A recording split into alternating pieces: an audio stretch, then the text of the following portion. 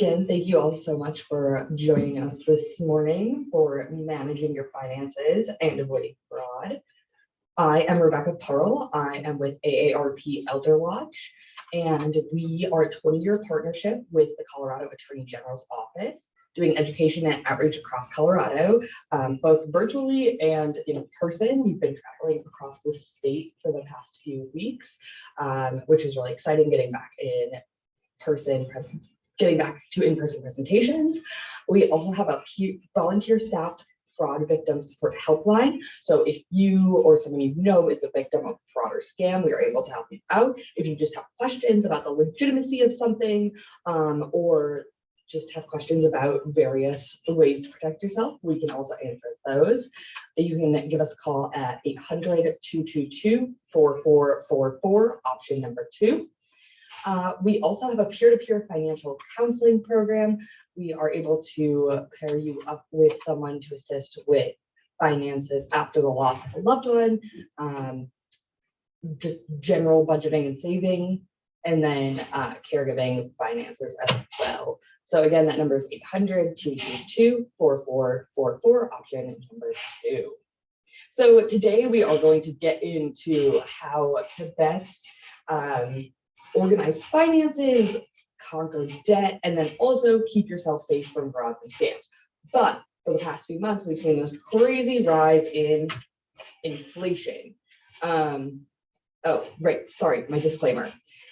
This is not financial advice, so please consult with a lawyer or a certified financial planner before making any final decisions. I also have handouts if you'd like, so feel free to either call or stick your email in the chat and I will send those your way. So back to inflation. This has been on everyone's mind for the past few months, I would say. The Consumer Price Index, which measures the overall cost of goods for consumers, has continued to increase by up to 8.3% over the last 12 months. And this is one of the highest since September 2008. So the New York Times had this great little graph that I took from them that shows the increase and decreases in inflation over time from the 1960s until today. And we can see at its highest point, 14.3 in 1975, that was quite the time for buying goods and inflation, but we are creeping close up there. And the raw number is like 6.3%, and that's without electricity or food. And so we're still seeing large increases in various goods. Prices of cars, oil, gasoline, although gasoline has dropped a little bit, airfare continues to skyrocket, hotels continue to skyrocket, and bacon, everyone loves bacon, I guess, has increased all over in the past year.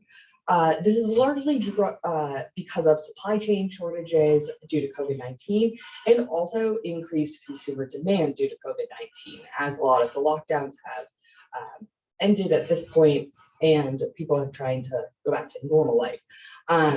It's had this large impact on prices, and economists are hoping that this does slow in the next few months, but there's really no way to be sure of what's going to happen.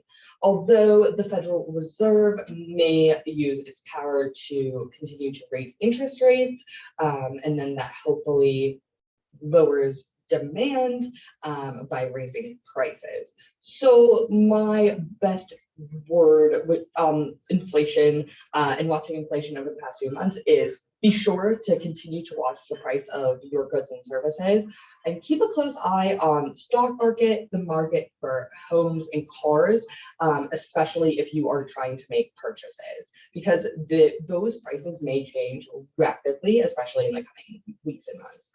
Also, pay attention to increases prices from week to week. Those might also be a bit staggering. And if there's ways that you can kind of mitigate any sort of increases with either couponing or going to a different store for the week for some goods you may need, that might be best, although it may take more time.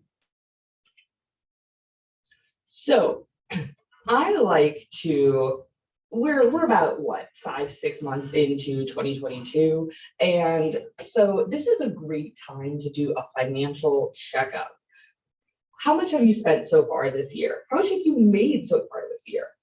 Calculate that, and then that will be your baseline. Then take the last few months and make a list of what your spending priorities have been. Have those priorities been in line with what you actually want to spend your money on? Are you spending on things that you would prefer to allocate those funds elsewhere? Have you had to just spend on things because that's just the way life has played its way out? Write all of that down. Writing it down and having it in front of you, as opposed to just thinking about it, will give you a nice financial picture, and then you can compare those lists and change your priorities as time goes on. Is there anything you've spent money on in the past year that you don't want to spend money on this year, or in the past few months that you don't want to continue spending money on for the rest of the year? Be sure to also note that, and then hopefully you can work towards not spending money in those categories. Are there any categories where you would like to spend less? So for me, I have basically gone out to eat for dinner every single Saturday for the past a year. And I would like to cut down on going out to eat for dinner this year. So that's one category where I definitely like to spend less. But one category where I'm definitely anticipating spending more is rent, as rent continues to increase. And then covering those expenses. How will you cover those expenses? So hopefully, and this sounds maybe a little crazy, but I'm going to take some of the money I save on not going out to dinner and put it towards rent.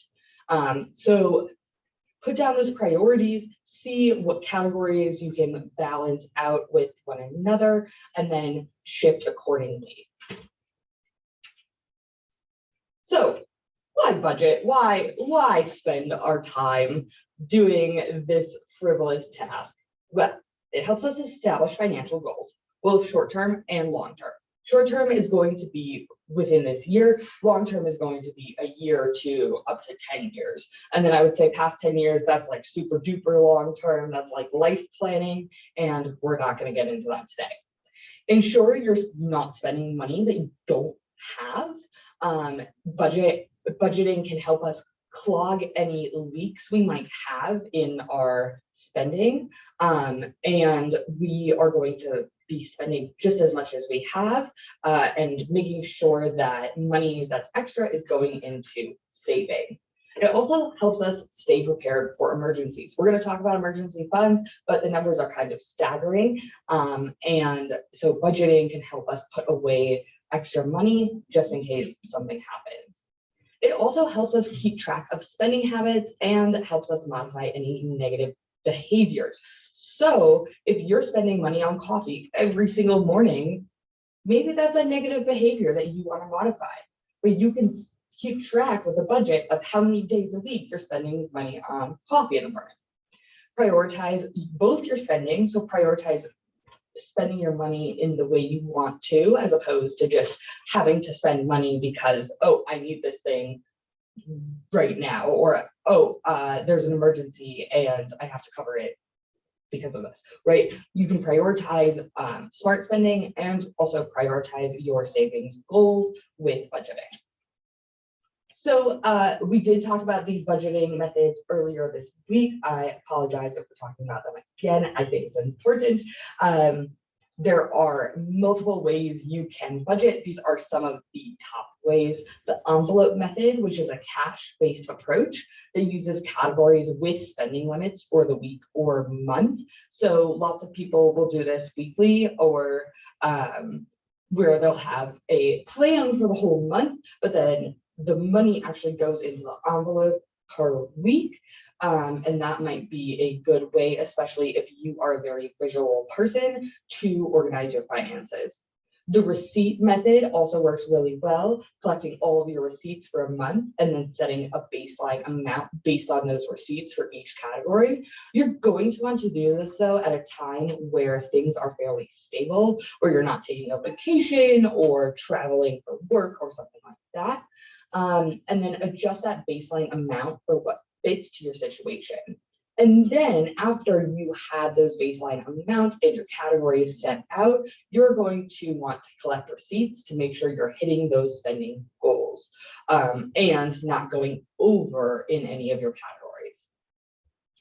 Then there's the 50-30-20 method. And people really like the 50-30-20 because it's a fairly simple breakdown of budgeting. 50% allocated to necessities, 30% to wants, and 20% to debt repayments and savings. And of course, you can switch any of those percentages to be different. So maybe 50%, you're able to allocate 50% to wants and only 30% to debt repayment and savings, but you only need 20% for necessities. That's probably a crazy scenario, but maybe it's possible.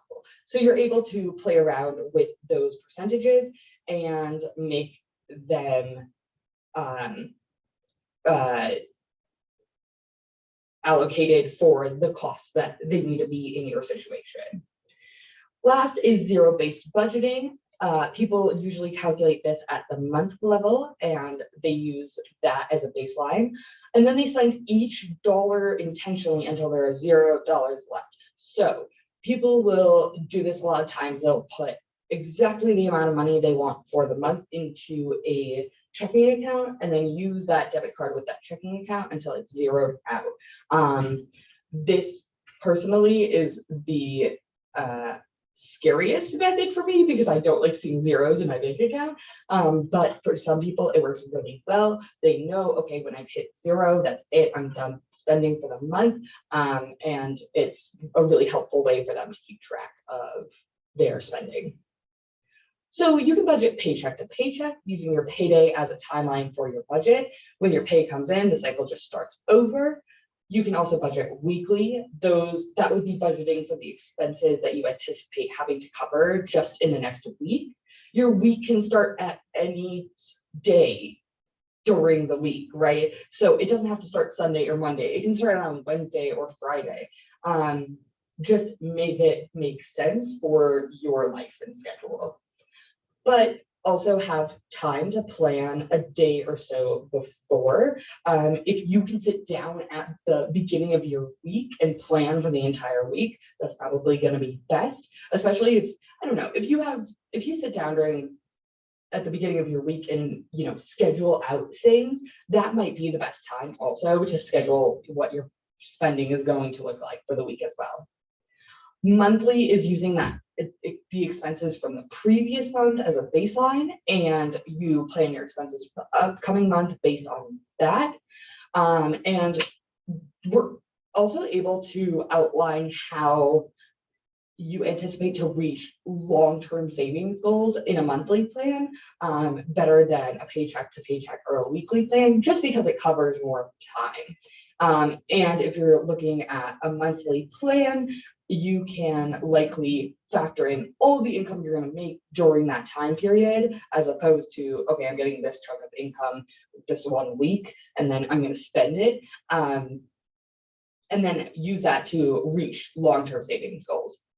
And then again, our long-term goals are going to be 1 to 10 years in the future. These oftentimes are big purchasing decisions and long-term debt management. We will talk about debt management a little bit, but if you are planning on buying a house or a car or, I don't know, a boat perhaps, or going on a really cool, expensive vacation, a long-term plan is probably going to be what you're going to want to choose to organize that part of your finances. So if that is something you want to do, looking at opening a new account for those long-term funds might be a good way to put money aside. Look into allocating part of your income or paycheck directly to that fund. Sometimes you're able to make direct deposits of a percentage of your paycheck into a new fund. So that might be a good way to organize, especially when looking at these bigger decisions. So making the most of savings is going to be all about where and your goal, pretty much. So you're going to want to save either with maybe the bank you've been with for 25 years, maybe with a new group of people that you trust, and everyone gets a turn, getting the pot and also saving for everyone else.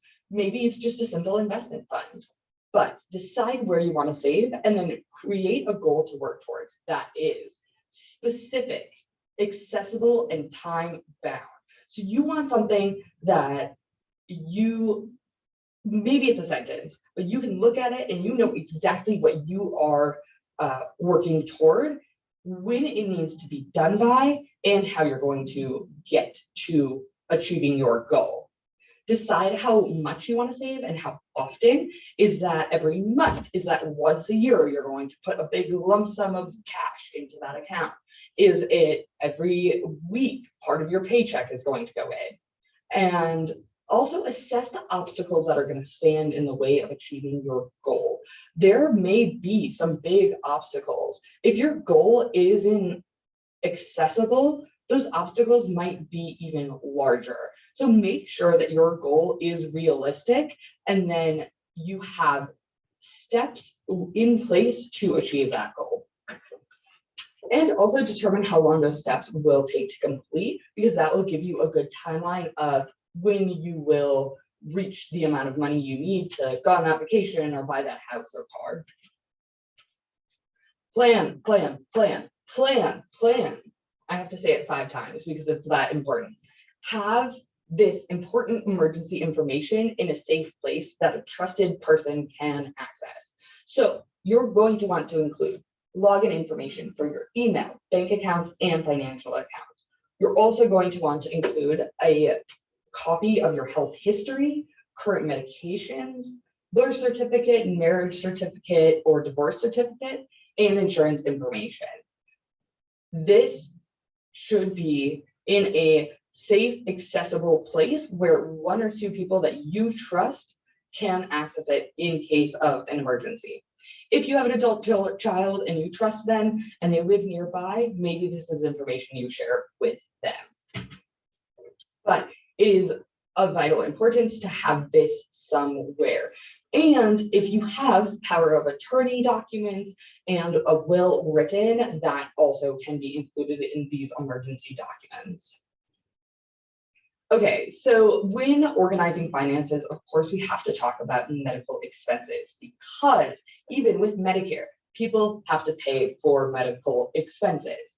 On average, the total estimated Medicare premiums and out-of-pocket costs are about $500 a month, and this is also continues to increase. And non-Medicare premiums and out-of-pocket costs can vary from hundreds to thousands of dollars, right? So keeping track of medical expenses is vitally important. Healthcare costs, including prescription drug costs, as we've seen in the past few years, are likely going to continue to increase exponentially, right? So we're going to see these really large increases in medication year after year. Hopefully, you know, the powers that be will act on that, and prescription drug costs will be less. But as things are right now, that is something that thinking about factoring into organizing your finances is going to be of vital importance.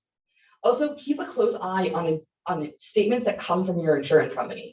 If that's health insurance, property insurance, keep a close eye on those statements, because keeping a close eye on those statements is going to protect you from fraud, especially if you have Medicare. One of the favorite ways of scammers to scam Medicare fraud victims is by charging them for care that they have not received. And while you might not be picking up the cost, it might have a problem if you need that care in the future. You are able to change your enrollments in insurance each year. So when that time of year comes around in October, November, be sure to shop around for the plans that best meet your needs while also being cost effective.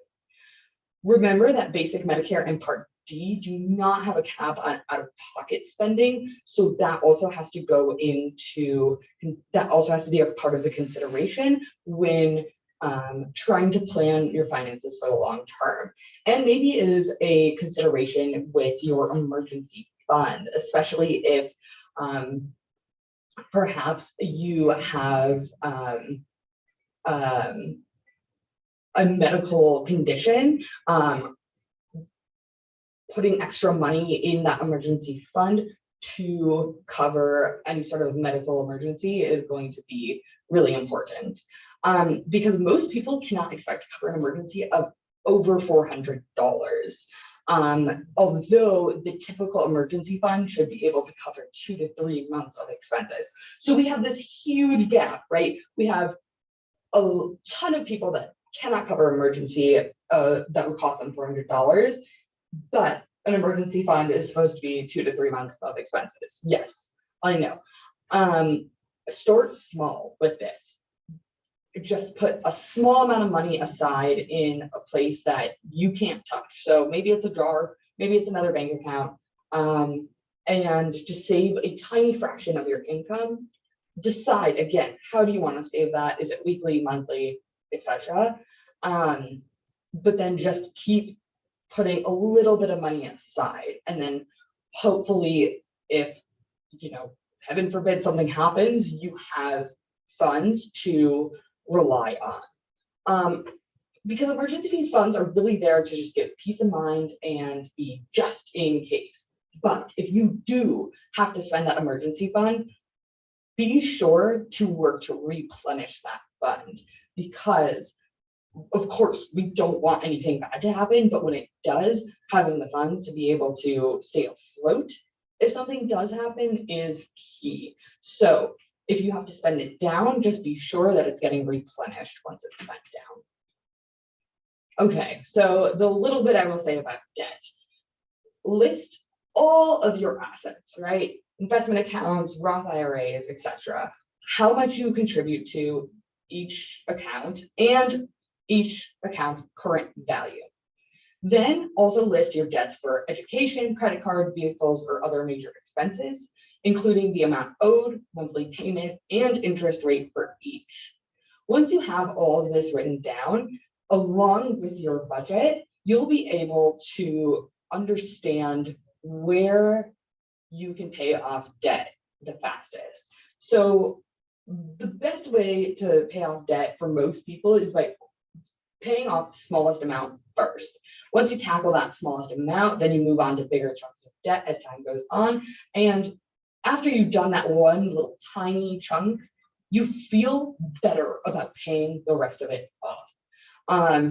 So this, you also want to look at interest rates and how long you have until potentially your interest rate is going to increase. And that should go into consideration on what the smallest chunk of debt is, because, well, one number might look like the smallest number on your sheet, right? With that interest rate in consideration, that might all of a sudden become your biggest amount of debt. So be sure that you're calculating that interest rate as well.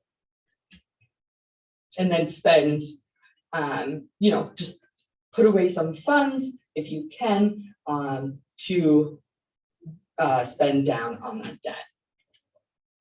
Okay, so we have a few minutes left. If you have questions, feel free to put them in the chat.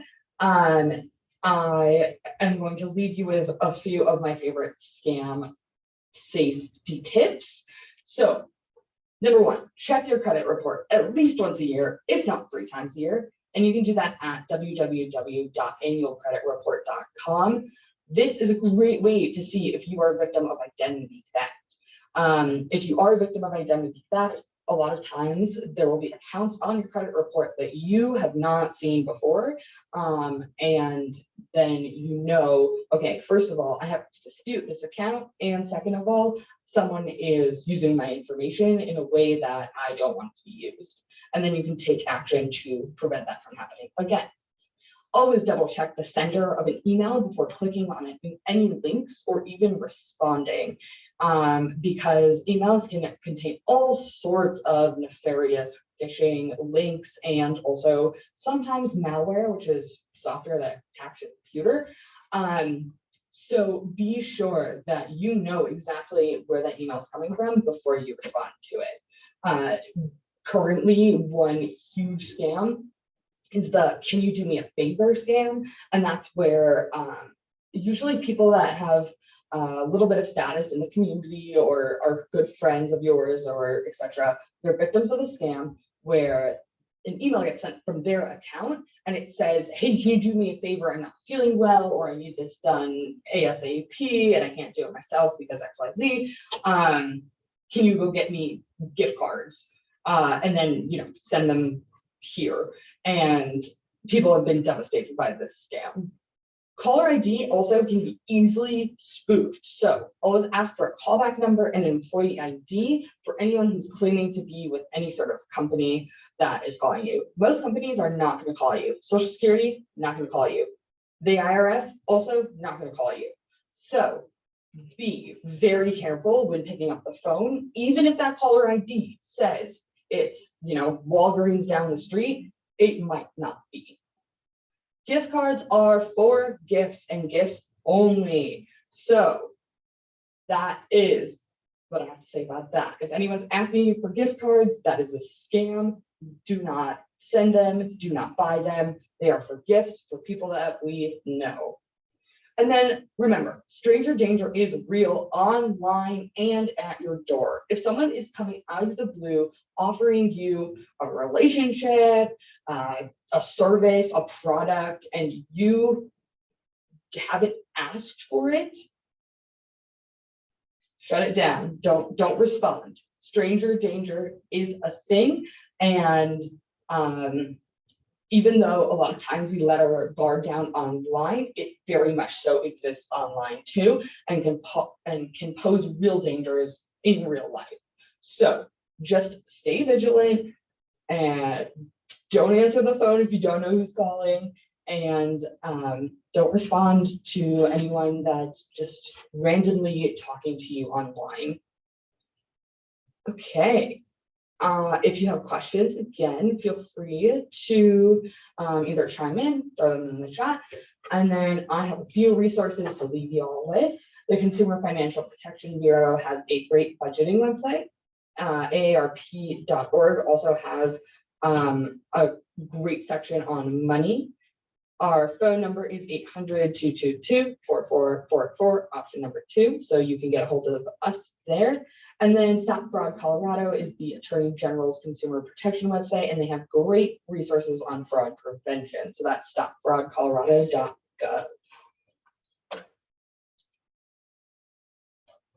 Okay, I'm not seeing anything.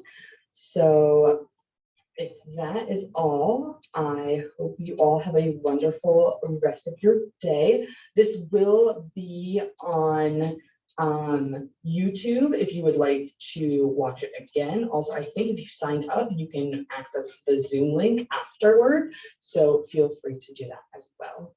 Thank you all. I hope you have a great rest of your day.